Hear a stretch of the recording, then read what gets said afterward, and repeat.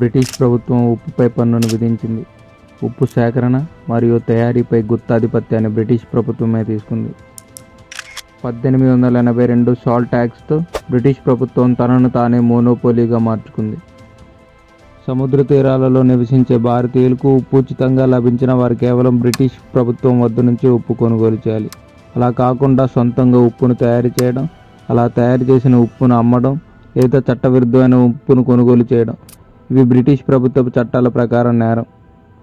ఇది తెలుసుకున్న గాంధీ బ్రిటిష్ ప్రభుత్వపు ఉప్పు చట్టాలను ధిక్కరిస్తూ శాసనోల్లంఘన ప్రారంభించాలని నిర్ణయించుకుంటారు. దీనిని గాంధీ ఎంచుకోవడానికి ప్రధానంగా 2 కారణాలు ఉన్నాయి. ఉప్పుపై ఉన్న బ్రిటిష్ ప్రభుత్వపు గుత్తాధిపత్యాన్ని వ్యతిరేకిస్తూ శాంతియుతంగా శాసనోల్లంఘన ప్రారంభించడం. రెండవది, ఈ శాసనోల్లంఘన మరికొంతమందిని ప్రేరేపించి స్వాతంత్ర్యోద్యమం మరింత బలపడడం.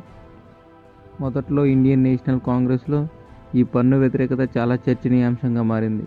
జవహర్లాల్ నెహ్రూ తన సమాధానం చెప్పలేక సందిగ్ధంలో పడిపోయారు.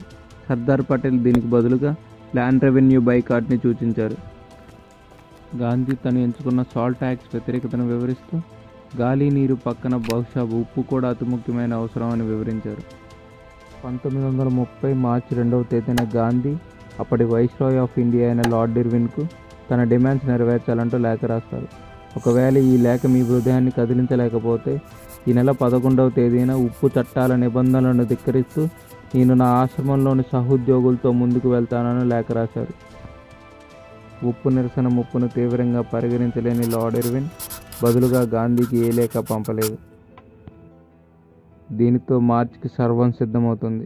మార్చ్ స్టార్ట్ అవ్వడానికి ముందు రోజు గాంధీ సబర్మతి ఆశ్రమంలో ఇచ్చే ప్రసంగం వినడానికి వేల మంది భారతీయులు సబర్మతి ఆశ్రమం చేరుకుంటారు. తన ప్రసంగంలో గాంధీ మోకాళ్లపై నేను రొట్టె మొక్కలను అడిగాను, బదులుగా బ్రిటిష్ ప్రభుత్వం నాకు రాళ్ళు విసిరింది అని ప్రసంగిస్తారు.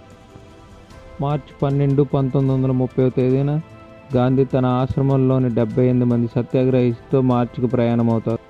సబర్మతి ఆశ్రమం నుంచి దండి వరకు 24 రోజుల పాటు 387 కిలోమీటర్లు జరిగిన ఈ మార్చ్ భారతదేశం అంతటా అత్యంత ప్రజాదరణ ప్రచురణ పొందింది. ఇలా గాంధీ అడుగుపెట్టిన ప్రతి గ్రామంలో గ్రామాధికారులు బ్రిటిష్ ప్రభుత్వంతో తమ సంబంధాలను తెంపుకోవడంతో బ్రిటిష్ ప్రభుత్వపు కొమ్ములు విరిసేలా చేసింది.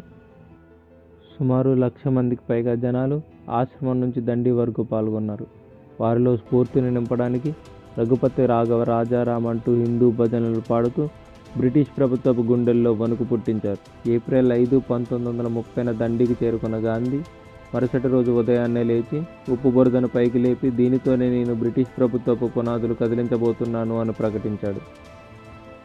చట్టవిరుద్ధంగా ఉప్పును తయారు చేయడం, చట్టవిరుద్ధమైన ఉప్పును కొనుగోలు చేయడం నేరం కారణంగా బ్రిటిష్ ప్రభుత్వము గాంధీతో కలిపి నెలాఖరుకు 60,000 మందికి పైగా భారతీయులను అరెస్ట్ చేసింది. శాసనోల్లంఘన భారతదేశం అంతటా ప్రజాదరణ పొందింది.